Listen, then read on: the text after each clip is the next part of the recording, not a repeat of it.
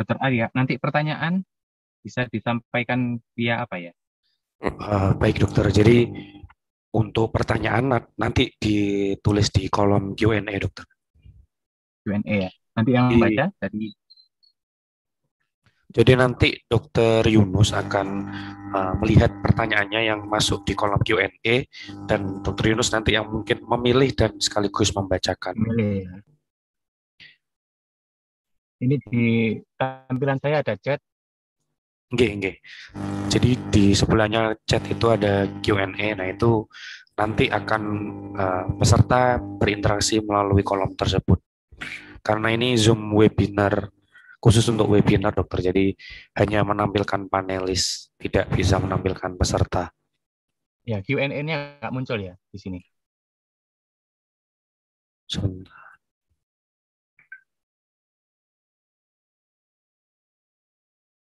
Di tempat saya ini mute video, stop video, share, partisipan. Ini tablet saya yang pakai.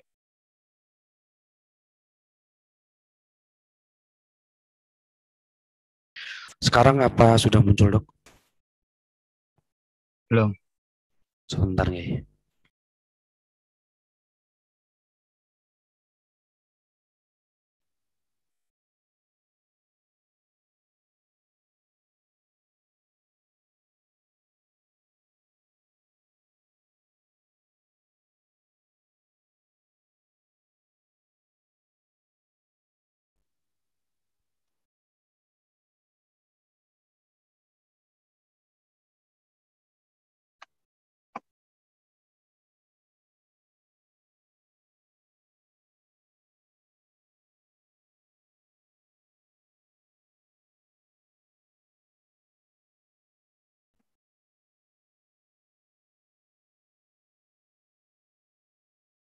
Ya, Sambung dokter. sudah muncul Q&A Oke. sebelahnya list. Kalau saya munculkan gini, gambar saya kelihatan nggak? Tidak dok. Oh, maksudnya gambar apa nggih dokter? Video saya. Video dokter kelihatan jelas. Sekarang masih kelihatan ya ini ya? Oke, oke. Kelihatan dok, jelas dok. Jelas Oh, dok. Kelihatan. siap. Iya, Iya. saya bisa open questionnya kalau Oke siap-siap. dokter.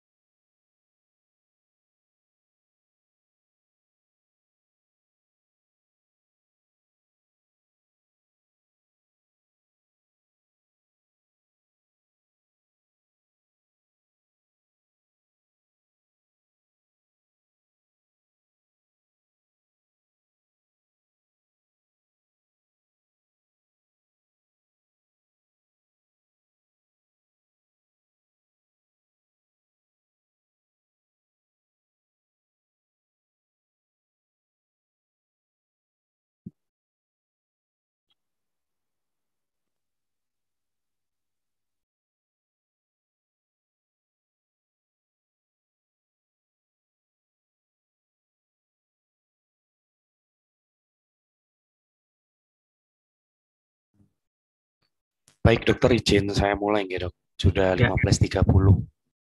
ya silakan. Assalamualaikum warahmatullahi wabarakatuh. Selamat sore semuanya, para guru besar, para senior, dan teman-teman sejawat sekalian yang telah hadir pada webinar dari tim mitigasi medis ID Jatim. Dan untuk sore hari ini kita akan melangsungkan webinar yaitu Continuing Course Safety and Protection yang ke-13 yang rutin diadakan oleh tim mitigasi medis dari di wilayah Jawa Timur. Pada sore hari ini izinkanlah saya Arya sebagai host yang bertugas, dan pada sore hari ini kita akan berdiskusi dengan topik imunitas versus COVID-19, adakah peran vitamin D? Yang akan dibawakan oleh narasumber kita yaitu Dr. Henry Suendra, spesialis ortopedi dan traumatologi, dan akan didampingi oleh moderator yaitu Dr. Yunus, spesialis ortopedi traumatologi konsultan. Baik, untuk membuka acara kita akan mendengarkan terlebih dahulu bersama-sama yaitu lagu Indonesia Raya dan lagu himne ID kepada staf admin, pada operator untuk dipersilakan memutar lagunya.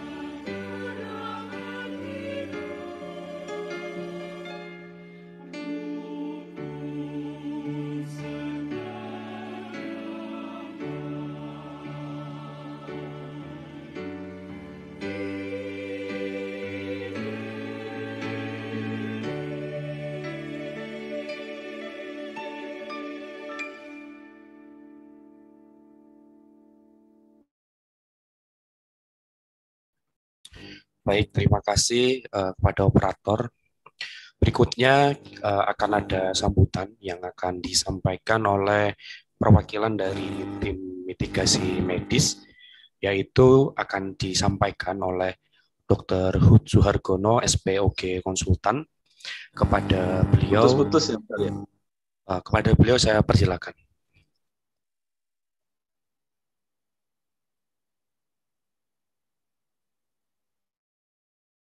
Terima kasih, Mas Arya. Assalamualaikum warahmatullahi wabarakatuh. Selamat sore, salam sehat untuk kita semua. Alhamdulillah pada sore hari ini kita masih bisa bersilaturahim bertemu dalam Continuing Course untuk yang ke-13. Saya ucapkan selamat datang untuk partisipan pada sore hari ini dan tentu saja kepada para pembicara yang luar biasa. Ternyata kakak kelas jauh, Dr. Henry Suhendra.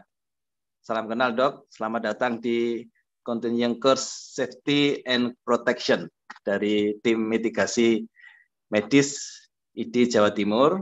Kemudian nanti juga dimoderatori Dr. Yunus, spesialis ortopedi traumatologi konsultan.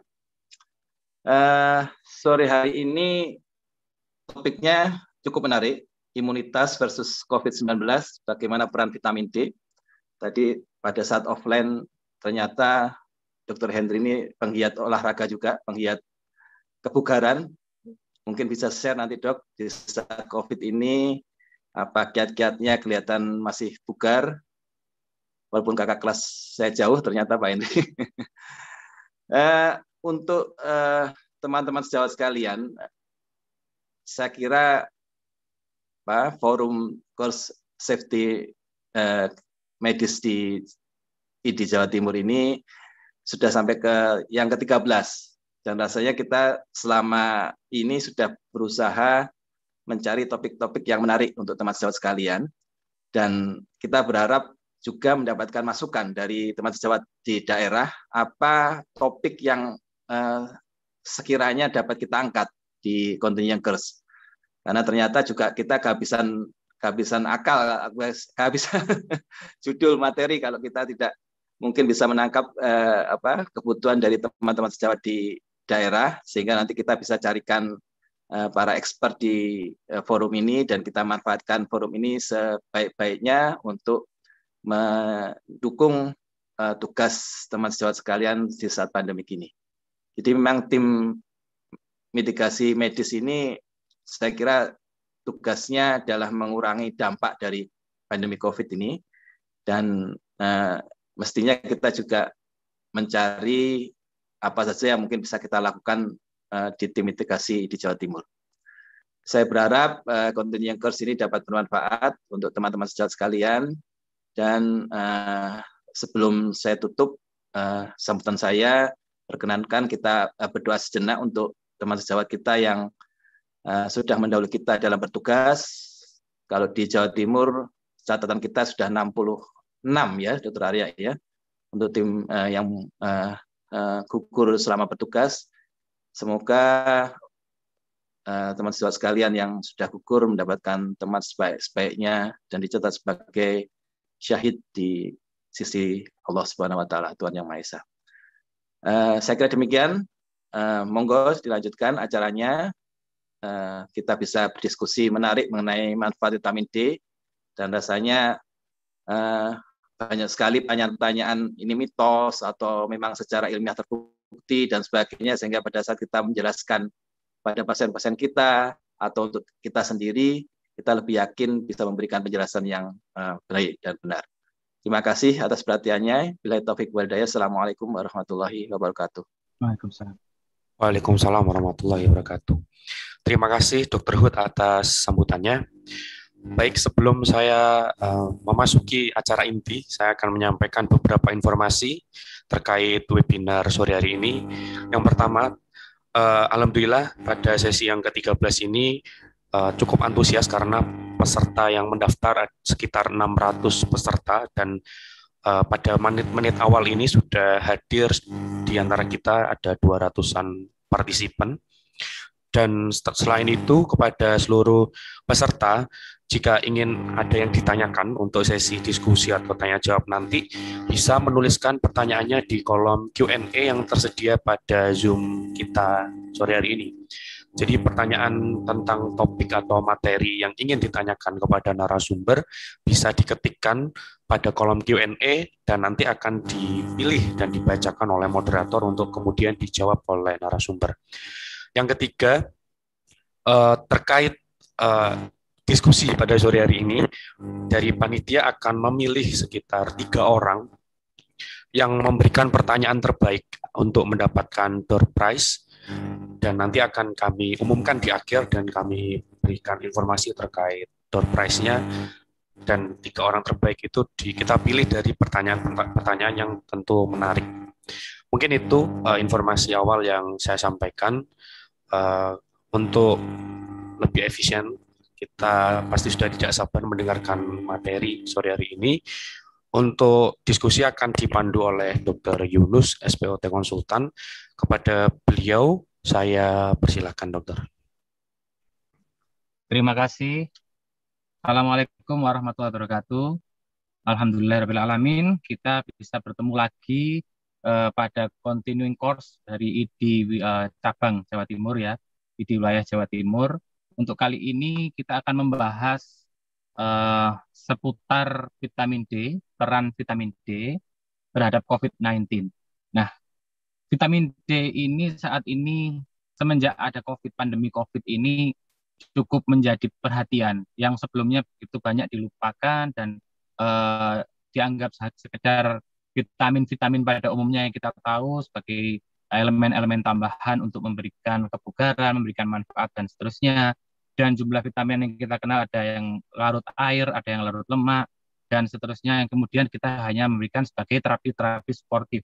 Nah, namun dalam perkembangannya setelah COVID pandemi ini muncul ya, pendekatan-pendekatan, pengetahuan-pengetahuan terkait vitamin D ini berkembang dan banyak penelitian-penelitian yang dihubungkan sangat erat sekali kaitannya dengan kemampuan seseorang untuk bertahan untuk tidak terinfeksi, yang kemudian berikutnya lagi bila terkena infeksi COVID sekalipun dia hanya memberikan gambaran gejala ringan. Kemudian lagi ada beberapa penelitian juga yang memunculkan gambaran terkait vitamin D ini, mereka-mereka yang dengan gambaran klinis yang sangat berat pada penderita COVID, itu biasanya waktu dievaluasi lagi kadar vitamin D-nya itu cukup rendah. Jadi potensi untuk menjadi gejala berat dihubungkan dengan vitamin D. Nah, dari situ muncul banyak pertanyaan peran apa sebenarnya vitamin D pada imunitas, sehingga seseorang sangat penting sekali untuk memonitor kadar vitamin D dan untuk memberikan suplementasi vitamin D yang adekuat. Nah, untuk itu kita sekarang akan berdiskusi dan mendapatkan materi dari seorang pakar dalam hal vitamin D, kalau boleh saya sebut begitu, karena Dr. Henry Suhendra itu adalah merupakan dokter yang tahun lulusnya dulu ternyata saya lihat itu meneliti terkait dengan vitamin D, dan beliau concern tentang vitamin D sejak sekolah dan hingga sekarang. Nah, sekarang saya coba bacakan kurikulum vitae beliau. Beliau ini lulus dokter umum dari FK UNER tahun 1982, sudah sangat berpengalaman sekali sebagai dokter. Kemudian beliau bekerja sebagai dokter impres di Kupang NTT tahun 85 sampai 87. Dan kemudian beliau lulus dari spesialis bedah ortopedi dan traumatologi di FK UNER Surabaya tahun 1992. Kemudian tahun 1993 beliau fellow orthopedic sport medicine di Massachusetts General Hospital, Harvard Medical School di Boston, USA. Nah, ketertarikan beliau terhadap vitamin D itu akhirnya beliau mendirikan dan menjadi sebagai ketua dari Vitamin D Society Indonesia tahun 2019. Kemudian ketertarikan beliau dengan olahraga itu beliau juga mendiri dan sebagai ketua dari KILO, yaitu Komunitas Indonesia Lawan Osteosarkopenia tahun 2020. Hingga saat ini, sejak tahun 2010, beliau juga merupakan kepala bagian bedah di Rumah Sakit Siloam Kebonjeruk, Jakarta. Untuk mempersingkat waktu, mungkin kita sangat merasa perlu tahu sekali terkait vitamin D ini karena banyak yang kita rasa kita sudah paham, ternyata banyak hal-hal baru yang saat ini muncul dan beliau ini ahlinya. Untuk itu mungkin saya persingkat waktu. Selamat sore, Dr. Henry. Oke, selamat sore semuanya. Ya, Terima kasih banyak buat kesempatan berbicara di sini. Terima kasih banyak untuk undangannya. Saya merasa seperti kembali ke rumah sendiri tentunya. Dan pertama-tama ya nyun sewu untuk para guru, para senior, teman-teman sejawat ya di Surabaya. Bukannya saya pakar, sebenarnya kan vitamin D ini perlu kita pelajari bersama-sama, gitu ya. Mungkin saya belajar lebih dahulu. Nah, itulah tugasnya kita saling membagi pengetahuan. Karena sebenarnya kalau kita melihat vitamin D ini fungsinya banyak ya, dan relatif murah untuk meningkatkan imunitas kita terhadap COVID-19. Jadi kalau diperkenankan saya mulai ya. Saya mulai dengan slide saya pertama.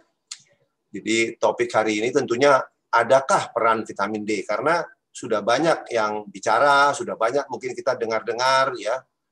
Dan nanti saya singgung juga ternyata sudah ada penelitian ya atau retrospektif saja penelitian yang dilakukan oleh teman sejawat kita di Kalimantan Tengah.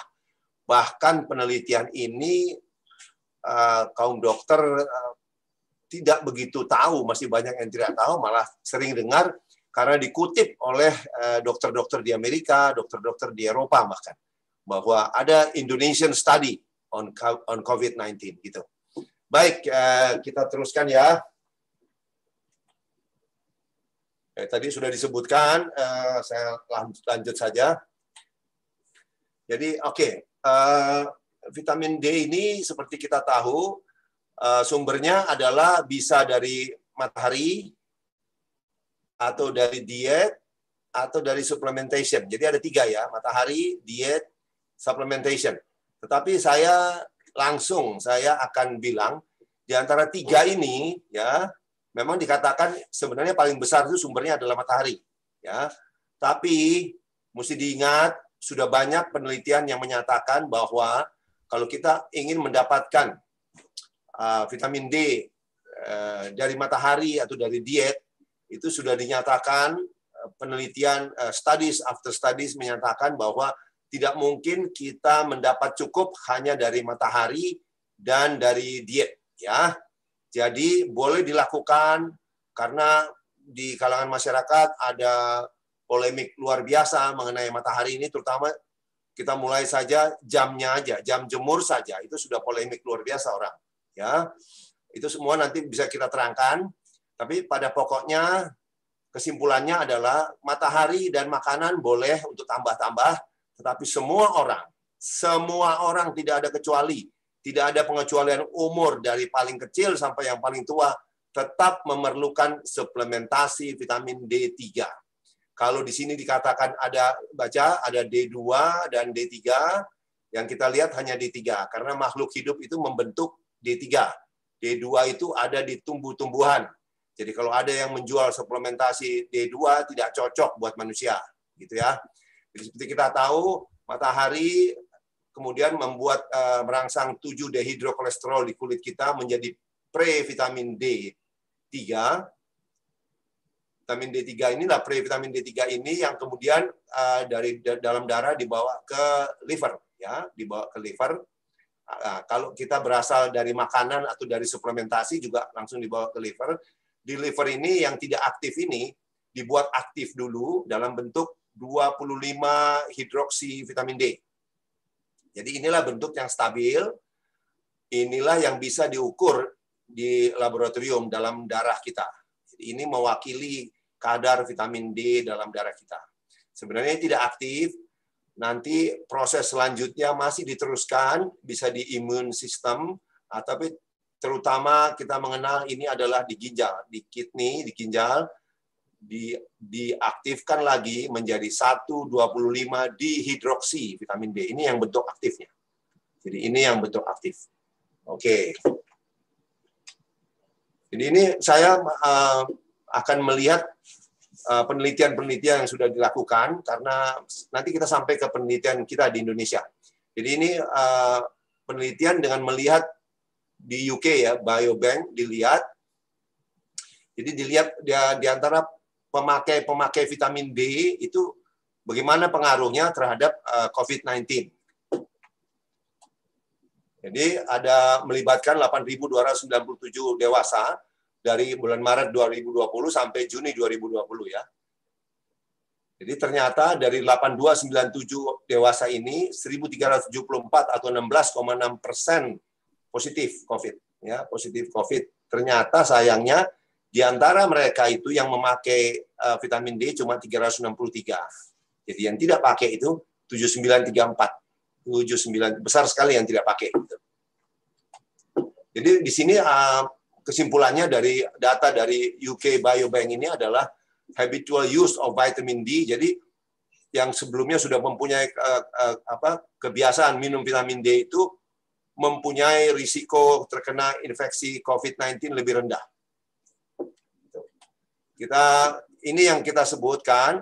Bahkan pertama ini dikatakan bahwa ini adalah ada peneliti dari Amerika, Paul Weisskamer, Dr. Paul Weisskamer mengatakan menggunakan data dari Indonesia. Jadi inilah sebagai contoh bahwa Indonesian Study ini banyak dipakai oleh dokter-dokter di luar dari Indonesia untuk hubungan tingkat kematian COVID-19 dan level vitamin D. Jadi sebenarnya Dr. Prabowo Raharusun dan kawan-kawan di Kalimantan Tengah mengumpulkan data dari kota-kota besar di Indonesia, kemudian dilihat apakah pasien-pasien COVID ini ada pemeriksaan vitamin D-nya. Nah, dari yang ada pemeriksaan vitamin D-nya kemudian dikelompokkan 3 kelompok, yaitu yang defisien. Defisien itu dalam darah, artinya kadar vitamin D-nya cuma di bawah 20 nanogram per mililiter. 20 nanogram per mililiter. Kalau insufficient itu adalah antara 20 sampai 30 nanogram per mililiter. Kalau yang sufficient itu sesuai laboratorium yang kita anut di Indonesia, yaitu adalah di atas 30. Ternyata hasilnya pada saat terkena COVID, ya, maka berdasarkan grafik, jika vitamin D tidak sufficient, maka tingkat kematian semakin meningkat. Jadi yang didapatkan adalah demikian. Pada waktu darah Anda vitamin D-nya sufficient, yaitu di atas 30, terkena COVID, masih ada 4,1% yang meninggal. Ya. Kemudian yang insufficient, yang kadar darahnya adalah 20-30 nanogram per mililiter, angka kematiannya 87-88. Lihat peningkatannya, sangat signifikan. Ya. Tetapi yang defisien lebih parah lagi, karena yang di bawah 20 ini, angka kematiannya hampir 99%. Mesti diingat bahwa tahun 2020, WHO melaporkan bahwa rata-rata negara kita, rata-rata kadar vitamin D dalam darah penduduk Indonesia yaitu 17,2 saja, 17,2. Jadi rata-rata kita ini defisien, ya. Bahkan dikatakan di antara 5 negara Asia Tenggara kita paling rendah. Di atas kita itu ada Filipina yang sudah 30 lebih. Ya, itu sebabnya ini ikut berpengaruh kepada angka mortalitas dari COVID-19 yang lebih tinggi dari pada negara-negara ASEAN yang lain. Ini ada Dr. Michael Holick, ini salah satu dewa vitamin D lah, ya, dewa vitamin D. Dia dari Boston University. Michael Holick ini istimewanya adalah beliau pernah datang ke Indonesia, ke Jakarta, melakukan penelitian tentang jam terbaik untuk jemur di Jakarta. Jadi pada tahun 2012 Michael Holick mengadakan penelitian di Jakarta dan menyimpulkan bahwa jam untuk jemur matahari untuk mendapatkan vitamin D maksimal adalah jam 11 sampai jam 1. Jadi ini pada bulan September ya 2020, Michael Holick mengatakan bahwa infeksi coronavirus itu bisa dikurangi sampai 54%. 54% bila kita mempunyai vitamin D, kadar vitamin D yang baik, ya.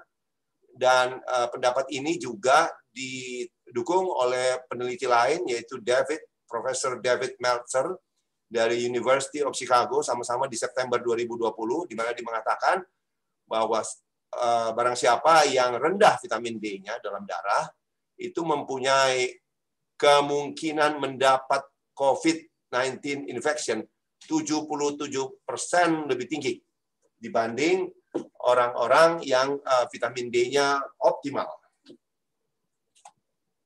Jadi ini ada penelitian yang sering dikutip ya. Penelitian ini mengikuti pasien-pasien COVID itu dibagi dua. Yang satu grup diberikan pengobatan seperti biasa, yaitu diberikan hidroksikloroquine, asitromisin, dan lain-lain. Tetapi grup kedua diberikan pengobatan yang sama, ditambah calcifediol. Calcifediol itu adalah bentuk vitamin D yang setengah aktif ya, saya bilang. Karena itu 25 hidroksi vitamin D, jadi bukan D3. Ini D3 yang sudah setengah aktif lah.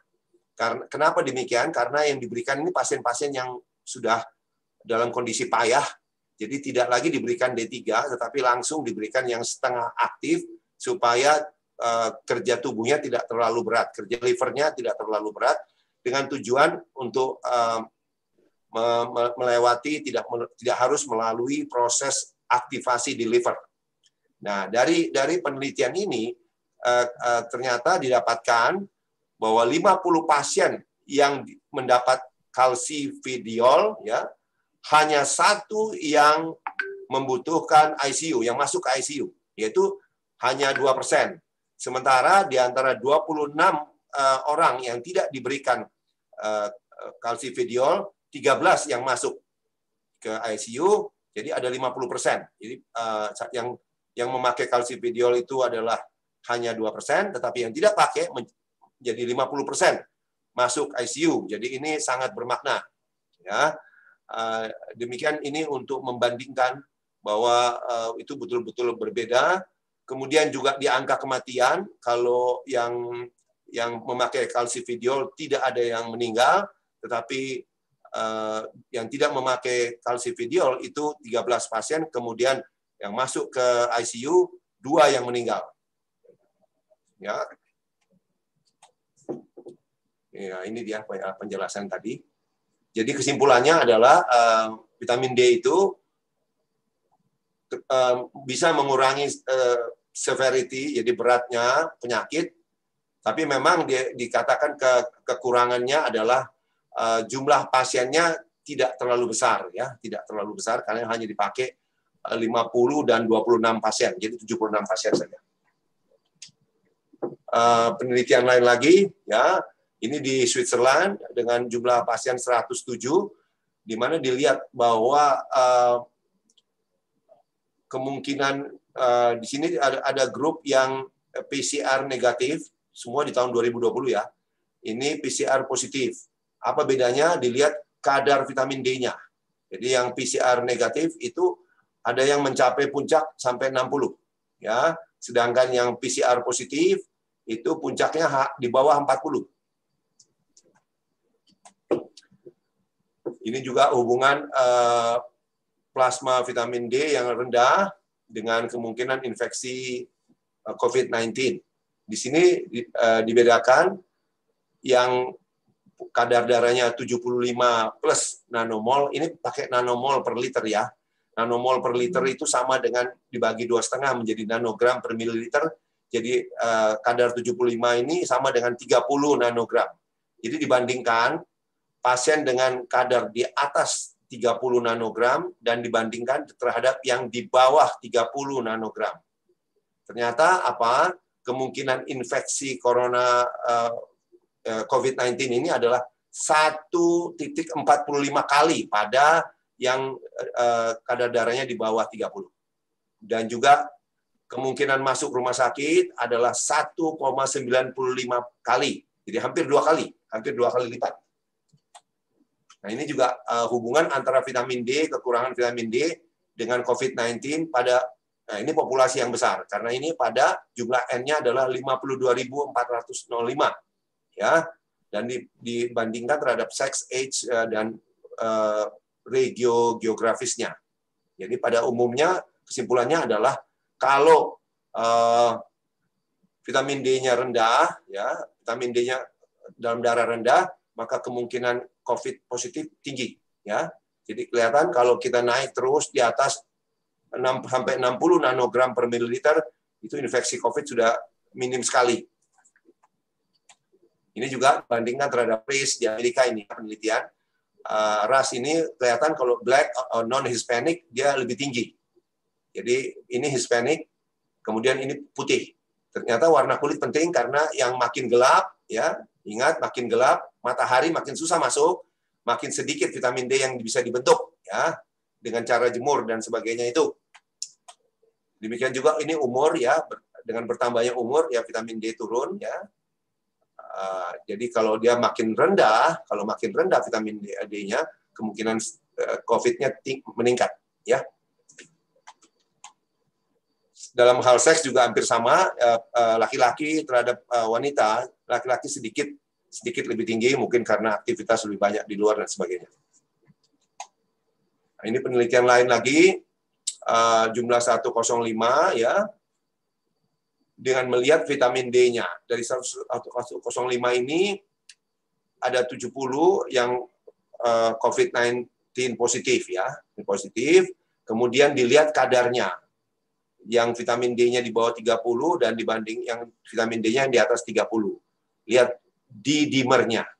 Ya, ini puncak D-dimernya lebih tinggi, 1914, di sini hanya 1268. Terus juga lebih tinggi angka ventilasi. Membutuhkan ventilasi, di sini 12 orang, di sini 3. Jadi ini rasionalnya. Kenapa vitamin D itu bagaimana, ya? Vitamin D reseptor itu cara kerjanya kan melalui vitamin D reseptor. Itu bagaimana vitamin D bisa meningkatkan imunitas kita? Yaitu dia adalah melalui ini, yaitu mengurangi ARDS, mengurangi cytokine, chemokine storm, mengatur renin-angiotensin system. Jadi memang renin-angiotensinnya malah diturunkan. Kalau meningkat ini tidak baik. Terus kemudian mengatur modulating neutrophil activity, jadi mempertahankan integritas barrier epitelial dari pulmonary, juga merangsang perbaikan epitelial, kemudian juga menurunkan kekentalan darah. Jadi yang perlu kita perhatikan faktanya sekarang ini, ya, vitamin D defisiensi ini adalah global pandemic, ya, di mana-mana memang kurang. Jadi dulu pandangannya bahwa hanya di negara 4 musim, ya, ternyata di kita yang di Khatulistiwa juga kurang, ya. Coronavirus ini juga spreading, ya, waktu itu memang ini dibuat kira-kira tahun lalu, jadi sudah pandemik, sekarang sudah pandemik. Jadi vitamin D ini juga sudah pandemik, sekarang COVID-19 juga pandemik. Vitamin D is a proven powerful immunomodulator. Jadi dia sudah terbukti berdasarkan banyaknya studi-studi bahwa dia berpengaruh terhadap sistem imun. Jadi sebenarnya kita tidak rugi apa-apa, ya, dengan memperbaiki kadar vitamin D, status vitamin D secara global, ya. Karena dikatakan lagi seperti saya katakan tadi, makanan tidak akan mencukupi vitamin D Anda. Jadi kalau dicek pertama-tama, ya, tanpa pernah suplementasi, itu kebanyakan didapatkan 90% hanya di antara 3 sampai 20. Ingat, rata-rata kita menurut WHO tahun lalu adalah 17. Jadi ada di sini, ya. Jadi dikatakan tidak seorang pun, ya, ditemukan mempunyai level 40, ya, kecuali sudah pernah minum vitamin D suplemen, ya. Memang dia sebenarnya dari Vitamin D Council USA mengatakan bahwa angka laboratorium yang betul itu adalah yang cukup ya, itu 40 sampai 80 nanogram per mililiter. Jadi ini ada referensi lain ya. Judson Somerville itu seorang praktisi, dokter anestesi sebenarnya di Texas, USA. Dia mengatakan bahwa dalam bukunya Megadose ya, ada bukunya bahwa clinical optimal blood level itu adalah 100 sampai 140. Jadi bahkan dikatakan optimal daily administration itu sampai 30.000 IU. Memang kita mesti jelas bahwa 30.000 IU ini bikin takut kita, international unit ini. Karena mesti jelas bahwa 30.000 pun hanya sama dengan 750 mikrogram. 3/4 miligram, hanya 3/4 miligram ini. Dan ini yang kami dari Vitamin D Society Indonesia berkiblat kepada Vitamin D Council UK dan Vitamin D Council USA. Jadi kalau dikatakan laboratorium kita itu masih memakai kriteria 30-100 sufficient, itu adalah dari kriteria dari Endocrine Society di Amerika. Ini kriteria dari tahun 60-an yang sudah banyak sekali dikritik. Karena apa? Karena tertulis 30-100 cukup atau sufficient, di atas 100 itu dikatakan potential toxicity, kemungkinan keracunan. Pemakaian kata potensial saja sudah menunjukkan keraguan-raguan, kemudian dari cukup melompat ke kemungkinan keracunan. Pertanyaannya adalah, berapa kadar yang normal? Tidak ada kata normal di dalam kriteria laboratorium itu. Makanya Vitamin D Council USA mengusulkan ini, yaitu dikatakan sufficient itu adalah 40-80, yang optimal adalah ini, high normal, yaitu 80-100. Sebenarnya menurut mereka bahwa itu tidak diinginkan kalau di atas 100. Tetapi toksik adalah 150. Nah, menyinggung mengenai toksik, selalu ditakutkan toksik. Tapi penelitian sudah menunjukkan bahwa toksik vitamin D hanya terjadi apabila Anda mendekati 300 nanogram. Makanya kemudian ahli-ahli vitamin D secara arbitrary, secara kesepakatan, mengambil batas 150 supaya ada margin safety zone yang agak lebar. Ya. Jadi walaupun 150 kalau lewat, ya tidak apa-apa. Saya tegaskan, mantu saya juga waktu saya periksa kembali setelah COVID, dia 200 dan dia sehat sekali, nggak ada hambatan apa-apa, tidak ada gangguan apa-apa, ya. Oke. Bahkan kalau ditanya siapa tokoh vitamin D dunia yang paling pamuncak lah, paling tinggi, itu harus disebut nama ini, Cicero Coimbra. Cicero Coimbra dari Sao Paulo, Brazil. Dia seorang neurologis, ya. Dia yang mengobati autoimun yang berat, yaitu multiple sclerosis. Multiple sclerosis, kalau kita tahu, itu penyakit yang sangat debilitating, sangat merusak, ya, menyerang jaringan saraf. Ya. Cicero Coimbra ini melakukan Coimbra Protocol. Coimbra Protocol itu di mana dia mulai dengan dosis awal adalah 1.000 IU per kilogram berat badan.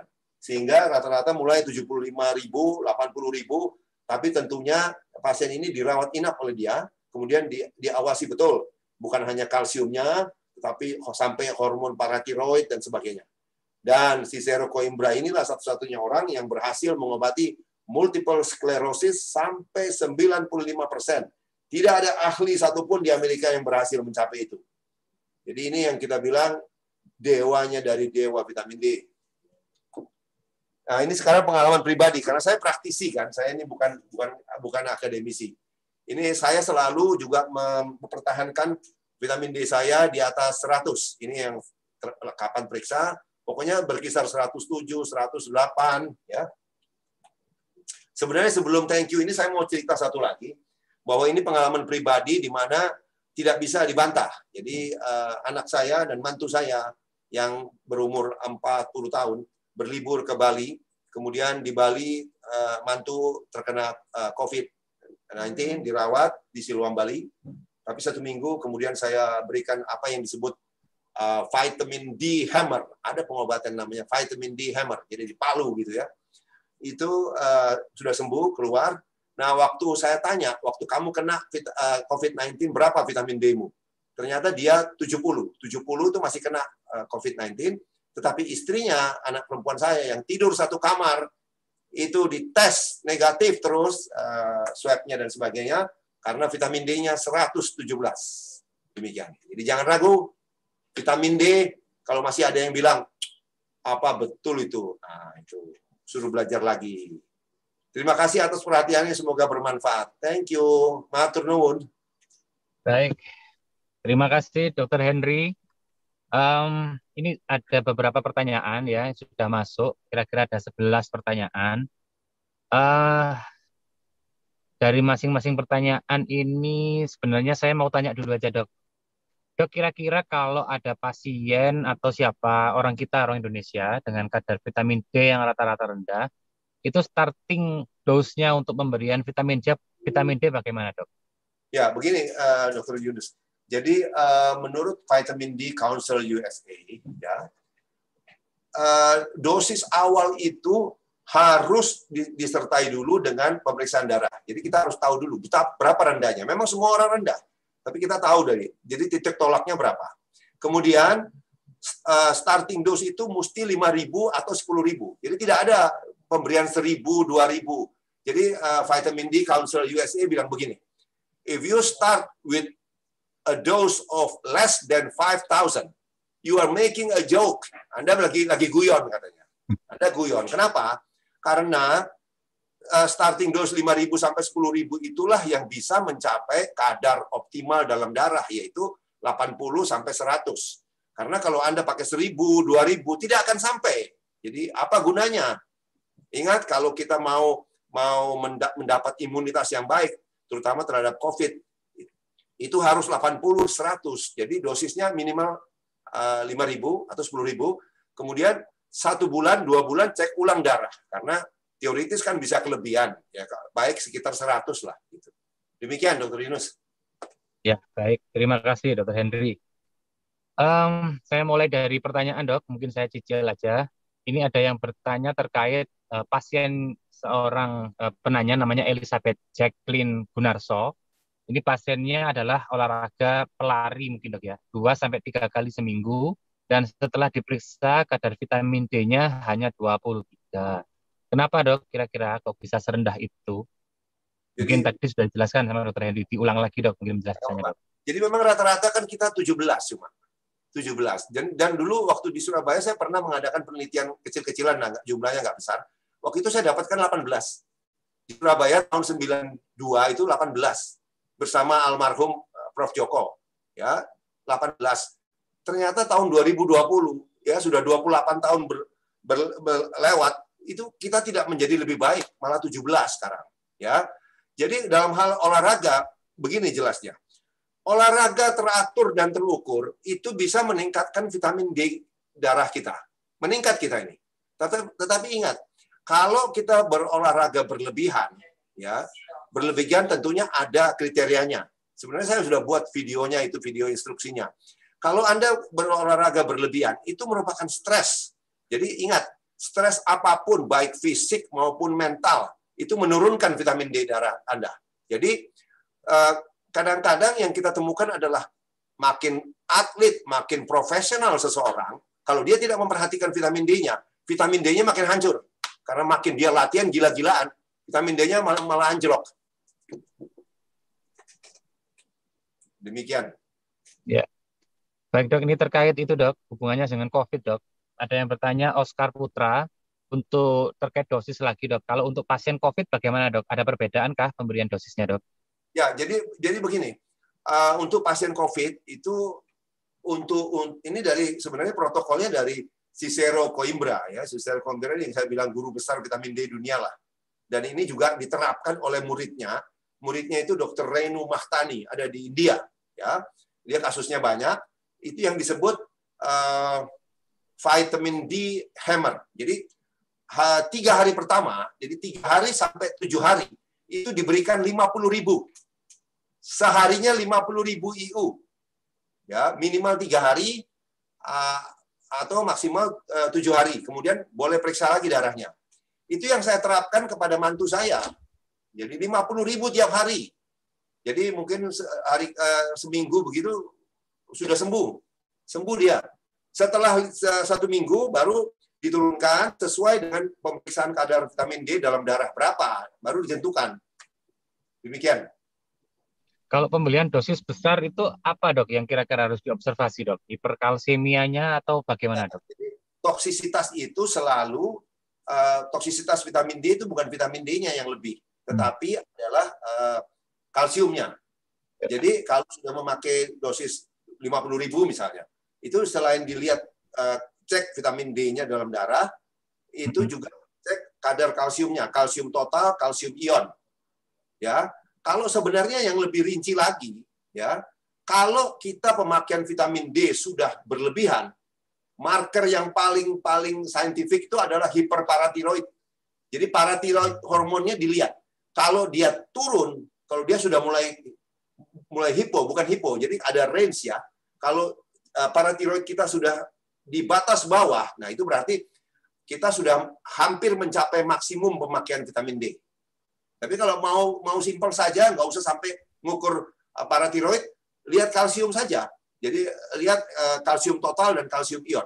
Sekali lagi itu hanya untuk berjaga-jaga karena hiperkalsemia itu terjadi kalau kadar vitamin D dalam darah sudah mendekati 300. Bahkan ini menurut John Cannell ya. John Cannell ini siapa? Ini Presiden Vitamin D Council USA. Dia bilang, orang itu selalu khawatir tentang keracunan, kelebihan. Dia bilang, it is like worrying about drowning when you are dying of thirst. Jadi artinya gini, kamu ini khawatir tentang tenggelam, padahal kamu ini sekarat, udah hampir mati karena kehausan, begitu loh. Ya. Baik. Selanjutnya dok, ini ada pertanyaan dari Hizky Ervando. Ini pertanyaannya yang sebenarnya rutin jadi pertanyaan dan perdebatan terkait waktu jemur nih dok kayaknya dok. Jadi berapa lama durasi waktu yang direkomendasikan untuk berjemur di bawah sinar matahari, khususnya untuk pasien COVID. Kemudian apakah porsi berjemurnya setiap usia berbeda, gitu dok? Jadi begini, saya singgung ya. Jemur ini tidak gampang untuk mendapatkan vitamin D. Makanya kan dikatakan tadi bahwa dari jemur dan dari makanan jangan terlalu berharap. Sudahlah, sudah disimpulkan dari studi bahwa itu semua tidak akan mencapai optimal. Tetapi boleh hanya untuk tambah-tambah. Kenapa? Nah, ini saya jelaskan ya. Kalau jemur itu banyak faktor yang menghambat. Ya, kita bicarakan satu persatu lah. Jadi ada 6 faktor lingkungan, ada 5 faktor pada manusia. Satu persatu ya. Faktor lingkungan kita mulai. Pertama, kita mesti tahu ultraviolet index. Jadi ultraviolet index itu berapa? Itu kan bisa diukur di apps, semua bisa diukur. Dari itu ditentukan jamnya. Ya. Ultraviolet index itu kalau malam itu tentu tidak ada ultraviolet index 0. Nah, yang bisa menghasilkan vitamin D itu ultraviolet index 3 ke atas. Ya, 3 ke atas sudah bisa. Jadi kalau ditanya, apakah jam 7, jam 8 itu ada vitamin D-nya? Ada, tapi sedikit gitu ya. Nah, nanti saya jelaskan satu-satu. Ultraviolet index. Kemudian yang kedua, polusi. Kalau banyak polusi, kalau mendung terus, ya itu sinar matahari tidak bisa masuk. Jadi nggak mendapat maksimal. Kemudian latitude. Latitude itu lintang utara, lintang selatan. Dikatakan kalau kita di atas 35 derajat lintang utara atau di bawah 35 derajat lintang selatan, mataharinya tidak cukup kuat. Ya. Keempat adalah altitude. Altitude itu ketinggian. Jadi kalau kita di lembah sama kita di puncak gunung, itu lebih bagus di puncak gunung. Artinya kita lebih dekat ke matahari. Matahari jaraknya sampai ke kita lebih dekat. Ya, itu yang membedakan. Kemudian kalau yang kelima di negara barat ada season, ada musim. Tentunya kalau musim dingin ya nggak ada matahari. Nah, yang keenam ini yang paling penting yaitu jam jemur. Nah, jam jemur itu sudah dikatakan dimanapun berada, bukan di Amerika, bukan di Indonesia, dimanapun, itu harus tengah hari. Patokannya apa? Patokannya adalah pada saat Anda berjemur itu tidak boleh ada bayangan. Kalau jam 12 kan tidak ada bayangan. Tapi kalau orang masih mau kompromi, ya bolehlah. Bayangan boleh ada, tapi tidak boleh lebih panjang dari tinggi badan Anda. Makanya Michael Holick sudah bilang, jam 11 sampai jam 1 di Jakarta. Kalau saya bilang, saya udah coba, boleh jam 10, jam 2, karena bayangannya masih pendek. Gitu. Itu masih, berarti ultraviolet B, yang membentukkan ultraviolet B itu masih bagus. Jam 10 sampai jam 2. Nah, 5 faktor dari orang yang perlu disebut juga supaya jelas nih soal jemur-jemur ini. 1, pemakaian sunblock. Kan banyak orang berjemur tapi pakai sunblock, ya pasti nggak masuk lah ya. Kemudian yang kedua adalah skin type. Mesti ingat, jadi ada penelitian di Amerika, orang bule itu skin type 1. Skin type 1 berjemur di muda ya, muda itu kira-kira 25 tahun, berjemur jam 12, itu perlu waktu 10 menit saja, dia akan mendapat kira-kira vitamin D3 itu 10.000 IU, 10.000 IU.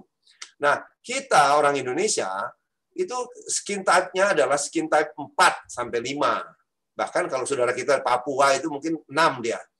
Makin gelap makin susah. Jadi kalau kita makin gelap, kalau bule itu 10 menit, kita perlu 30 menit barangkali. Nah, faktor yang menghambat kalau 30 menit kita gosong. Begitu mulai kemerahan, proses pembentukan vitamin D di kulit kita berhenti. Itu dah, makanya nggak bisa lama ini. Padahal kita perlu lama untuk mendapatkan jumlah yang sama. Ya, udah sunblock, sunscreen, sunblock sama skin type. Kemudian weight. Jadi berat badan. Kalau kita berat badannya overweight, ya kita perlu berjemur lebih lama karena memang orang overweight itu dikatakan kadar vitamin D-nya cuma setengah sampai sepertiga orang yang langsing. Ya. Kemudian umur, dikatakan mulai umur 40 kemampuan vitamin D untuk membentuk kemampuan membentuk vitamin D dari sinar matahari sudah mulai turun. Nah, seperti saya, orang di atas 60 dikatakan kemampuan membentuk vitamin D itu cuma 1/4 orang muda, umur 25. Jadi kalau saya mau berjemur, saya mesti berjemur 4 kali lipat dibanding orang muda. Ya gosong, pasti gosong udah. Ya, kemudian yang terakhir adalah pakaian. Ingat kalau berjemur itu, nggak bisa kita pakai pakaian sepeda gitu berjemur, nggak bisa. Karena 85% badan harus terbuka. Jadi artinya apa? Ya, syaratnya mesti muda, mesti tengah hari, mesti pakai celana pendek, celana renang. Wanita pakai bikini. Jadi untuk goeser itu kalau mau dapat vitamin D, goeser jam 12 pakai kancut gitu loh. Nggak bisa lah, impossible. Impossible, udahlah. Ya. Ya, baik dok. Ini ada lagi dok, mungkin saya coba sampaikan. Faktor lain dok terkait penyerapan vitamin D. Ini bagaimana dengan penderita kolesterol yang minum obat anti kolesterol atau obat-obat yang lain gitu? Bagaimana dok? Ya, jadi vitamin D ini memang sulit ya untuk naik. Kenapa ya? Dari jemur sudah susah tadi saya katakan. Kemudian dari makanan menurut ahli gizi sudah menyimpulkan bahwa makanan itu cuma menyumbang 15% dari total vitamin D kita. Jadi sedikit lah. Kemudian vitamin D ini bisa diturunkan oleh banyak hal, itulah. Jadi walaupun kita sudah minum cukup dosisnya, tapi ada hal-hal yang menurunkan. Dan termasuk adalah obat-obatan. Biang keroknya adalah statin. Obat kolesterol itu menurunkan sekali vitamin D kita. Kemudian obat hipertensi, dan terutama golongan calcium channel blocker sama diuretika, itu menurunkan vitamin D kita. Terus obat-obat gula menurunkan vitamin D kita. Dan golongan PPI, itu prasol itu menurunkan vitamin D kita.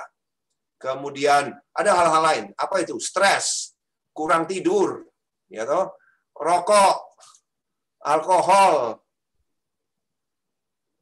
Ya, itulah. Pokoknya banyak, saya nggak ingat satu persatu. Yeah. Banyak sekali. Nggak gampang lah pokoknya. Hati-hati. Dengan kata lain, kalau Anda minum obat kolesterol, ya bukan berarti obat kolesterolnya berhenti. Enggak. Itu kita tahu bahwa vitamin D-mu sebagian dirusak. Makanya dosisnya harus tinggi. Gitu. Oke. Dok, untuk memperbaiki penyerapannya, dok, yang tadi penyerapannya kan tidak bagus, ini saya sarankan ada beberapa pertanyaan yang kurang lebih sama. Untuk memperbaiki penyerapannya, apakah harus dikombinasi dengan magnesium atau yang lain, dok? Itu bagaimana, dok? Begini, apalagi dengan bertambahnya usia, pasti pencernaan kita tidak bagus lagi lah. Tidak seperti orang muda. Jadi itu harus ditambah dengan magnesium dan zinc. Ya, magnesium itu selain menambah absorpsi di usus, dia juga berperan dalam merubah vitamin D yang tidak aktif, 25 hidroksi vitamin D menjadi 125 dihidroksi vitamin D di ginjal. Jadi dia berfungsi sebagai kofaktor di ginjal, sehingga proses perubahan menjadi aktif itu lancar. Demikian. Ya. Terus kemudian dok, ada yang masih mempertanyakan terkait apa namanya potensinya dok? Lebih efisien mana dok? Vitamin C atau vitamin D dok? Waduh, itu saya udah bilang. Jadi penelitian terhadap COVID ya, terhadap COVID, penelitian salah satunya tadi Spanyol itu. Jadi pasien COVID itu dikasih vitamin C, belum ada. Vitamin C penggunaannya itu kita tahu, karena vitamin C itu penggunaannya adalah secara empiris.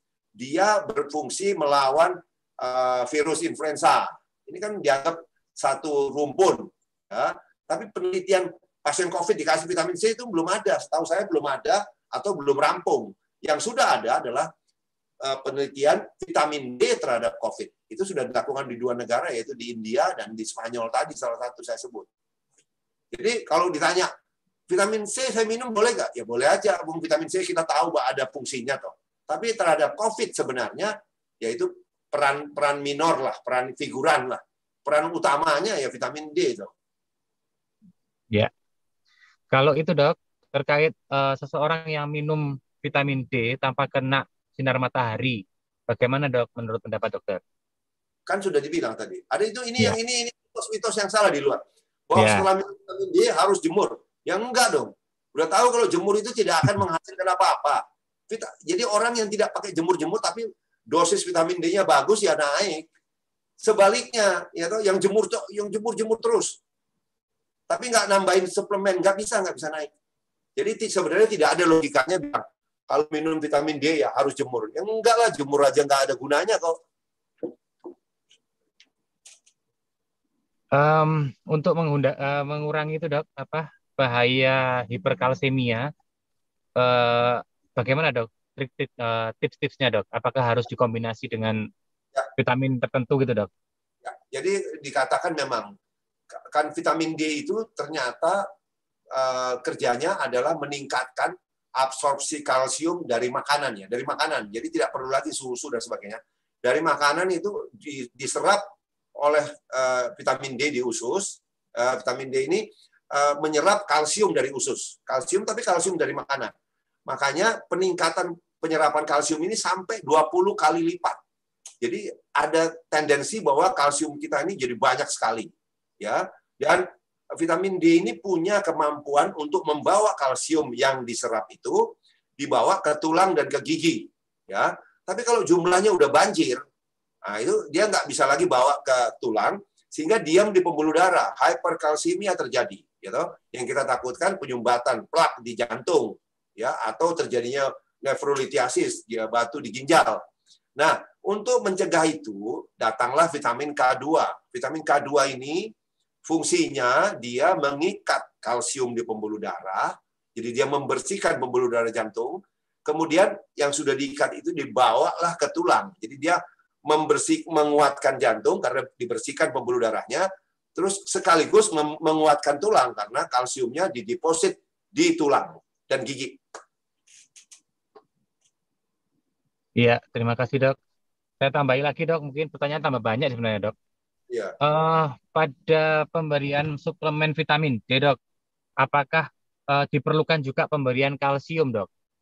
Yang selama ini kan paling banyak itu dibarengi itu dok, otomatis umumnya. Ya, jadi gini, justru kalau buat yang nanya ya, kalau sempat lihatlah video saya di B19 DOC, ya toh, itu saya jelaskan pengobatan saya terhadap osteoporosis tidak lagi pakai kalsium. Kenapa? Karena ada penelitian di Amerika bahwa orang di atas umur 40, ya, orang di atas umur 40 itu ternyata 30% coronary artery calcium score-nya udah tinggi. Karena apa? Karena kita ini dengan bertambahnya usia 50 dan sebagainya terjadi osteoporosis. Sebenarnya osteoporosis itu apa? Apakah tulangnya kekurangan kalsium? Betul. Kalsiumnya kan bocor keluar di pembuluh darah. Jadi di pembuluh darah ini banyak sekali kalsium. Jadi tidak boleh lagi dikasih tambahan kalsium, tetapi cukup dengan vitamin D, karena vitamin D itu justru kalsium di pembuluh darah kita udah banyak nih. Justru kita pakai K2 untuk bawa itu kalsium ke tulang supaya tulangnya diperkuat. Kalau teori terlalu banyak pusing orang. Makanya lihatlah promosi, lihat videonya. Iya, baik dok. Saya tambahkan Dr. Yunus, lupa saya. Jadi menurut kenaikan American Nephrologist Association. Jadi persatuan dokter ginjal Amerika. Di atas umur 50 tidak boleh ada suplemen kalsium. Ya. Di atas umur 50, Dok ya? Ya, tidak boleh. Ya. Justru kalsium itu lebih banyak dianjurkan ya, Pak ya. Dianjurkan pada yang masih tumbuh kembang. Tapi kalau kita sudah berhenti pertumbuhan, nah, itu kalsium sebenarnya dari makanan sudah cukup dengan syarat vitamin D-mu ditinggikan sehingga absorpsi kalsium sudah lebih dari cukup. Ya. Demikian. Dok, ada lagi Dok, Nani Kusyani, ini mungkin mewakili juga. Ini terkait untuk menaikkan kadar kalsium kan diberikan dengan dosis tinggi vitamin D. Dan bagaimana cara kalau kita kebablasan mau menurunkan, Dok? Apakah seperti pemberian prednison, tapering off, ini dari Dokter Nani dari Jombang, Dok? Enggak, yang kelebihan itu mungkin vitamin D maksudnya ya. Vitamin D-nya atau kalsiumnya ya? Vitamin D-nya mungkin, Dok. Vitamin D-nya yang sudah 80 sampai 100 sudah tercapai, khawatir berlebih. Terus kalau kita mau menurunkannya apa cukup dikurangi dosisnya? Kalau kelebihan kan kita anggap 150 lah. Kalau takut juga sebenarnya apa? Saya bilang mantu saya sampai 200 saja masih sepedahan kok, masih mana-mana, masih latihan beban sebagainya. Tapi ikut inilah, ikut yang hati-hati itu 150. Katakan kalau kelebihan. Berhenti vitamin D-nya, berhenti 2 minggu, minum air banyak, habis itu. Langsung turun di bawah 100. Mungkin jam 16.33, Dok. Pertanyaan saya pribadi lagi, Dok, sekarang, Dok. Ini kaitannya vitamin D untuk menjadi imunomodulator, itu bekerjanya pada sistem imunitas yang seluler atau humoral, Dok. Innate atau yang adaptif. Kira-kira yang mana, Dok, yang lebih berperan, Dok? Dua-duanya ada. Dua-duanya. Nah, jadi yang pertama dia melalui katelisidin dan defensin, melalui PMN leukosit itu kan natural antibiotik melawan bakteri dan virus. Ya, kalau yang satunya itu kan innate. Kalau seluler dia sudah sampai urusan ke renin-angiotensin system. Jadi menekan renin-angiotensin system dengan perubahan dari angiotensin conversion enzyme 2. Jadi ACE2 yang dinaikkan, tapi renin-angiotensinnya turunin. Itu yang menyebabkan cytokine storm. Oke.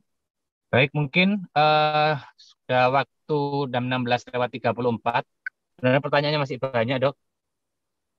Tapi kurang lebih memang sudah dijawab sebagian besar. Mungkin saya buat kesimpulan dulu sebelum saya kembalikan ke moderator. Jadi mungkin secara simpulan bahwa di Indonesia ini sudah ada sebenarnya, Dok, ya, studi terkait COVID-19 dengan vitamin D, dan dari vitamin D sendiri itu tidak cukup dari matahari dan dari diet saja. Terus kemudian kadar yang kita anut saat ini dengan kadar di atas 30 itu disebut normal. Ya bisa jadi di normal rendah mungkin, Dok, ya. Untuk high optimal normalnya itu 80 sampai 100 Saya potong sedikit tambah boleh, lupa tadi. Jadi Dok, sebagai ortoped ini memang. Jadi vitamin D ini hubungannya erat sekali dengan ortopedi karena vitamin D ditemukan 1890-an itu adalah terhadap rickets. Jadi terhadap tulang lunak pada anak-anak. Jadi dulu Institute of Medicine tahun 50-an ya, itu menetapkan bahwa 10 itu cukup, 10 nanogram. Kemudian Vitamin D Council protes, naikkan jadi 20. Protes lagi, sekarang naikkan 30. 30 itu disetujui karena 30 itu untuk melawan rickets. Jadi dikatakan untuk melawan rickets, untuk melawan fracture supaya nggak gampang patah, itu cukup memang 30-40. Tapi kalau ngomong imunitas, kalau ngomong untuk melawan kanker, kalau untuk melawan autoimun, ya toh, untuk segala macam, itu perlu sampai 100. Mohon maaf, Dr. Yunus, silakan diteruskan. Siap, Dok. Jadi simpulan tadi itu menyampaikan dari Dr. Henry yang disampaikan bahwa kadar vitamin D normal itu yang optimal 80 sampai 100, itu sudah dikoreksi sama Dr. Henry. Terus kemudian ternyata kadar rata-rata orang Indonesia hanya sekitar 17,2, itu dari risetnya WHO. Ya, baik. Kemudian jam jemur yang selama ini jadi kontroversi, diingatkan lagi.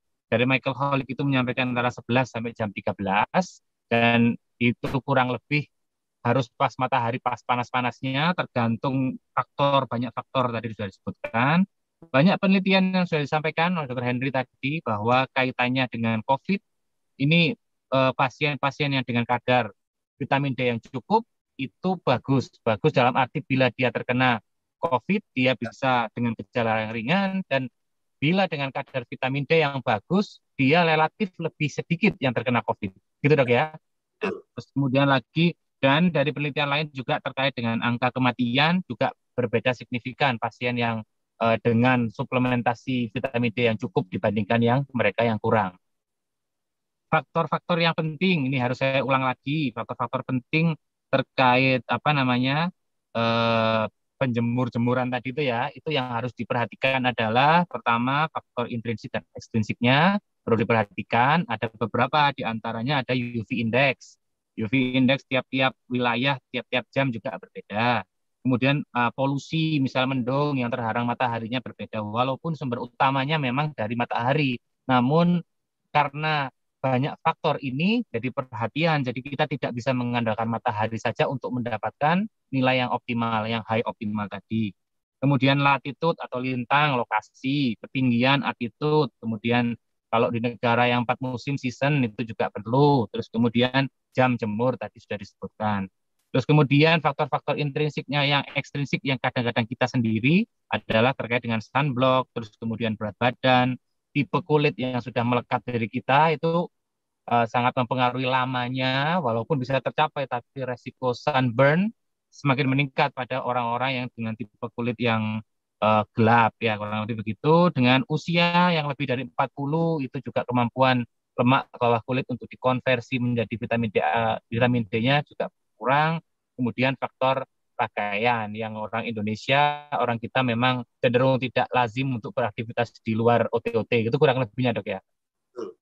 Baik, kurang lebih itu yang saya simpulkan. Terima kasih Dr. Henry atas waktu kesempatan yang diberikan dan reuni dengan kami yang di Surabaya. Mungkin Dr. Henry logat-logatnya juga masih ada kerasa Surabayanya dok. Semangatnya masih kerasa Surabayanya. Saya ini kok, saya kalau ketemu Ya, angkatan saya Prof. Agung Pranoto itu loh. Prof. ya, Agung Pranoto temanku. iya Kalau dok.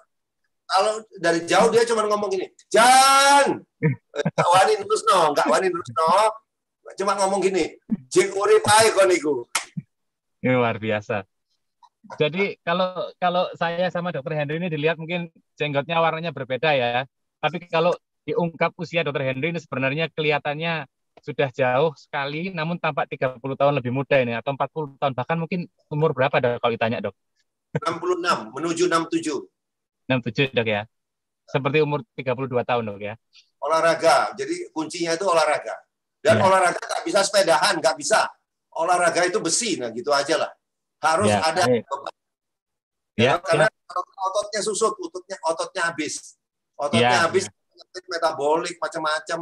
Bahkan Sanjay Gupta itu yang neurosurgeon itu bilang, kalau Anda tidak punya otot, maka demensia, Alzheimer itu lagi menanti, mengintai Anda. Jadi supaya otakmu itu tetap lancar jalannya, harus ada ototnya. Iya. Usia lanjut jangan ditonton-tonton dok ya, biar ototnya terlatih dok ya. Ya, jadi memang kan kayak ada salah satu crossfitter ya, crossfitter dunia itu, ibu, perempuan, namanya Lauren Brusoni di Amerika. Dia itu sekarang 74. Dia bilang, itu motivasi kata-katanya yang perlu direnungkan oleh kita semua. Jadi dia cuma bilang gini, kenapa saya latihan-latihan terus? Karena I wanna go to my bathroom by myself when I'm 90. Jadi kalau saya umur 90, saya mau ke kamar mandi saya sendiri. Ya. Itu. Siap dok, terima kasih banyak Dr. Henry atas pencerahan, terus kemudian ilmu-ilmu yang relatif menjadikan tambahan ilmu buat kami semua.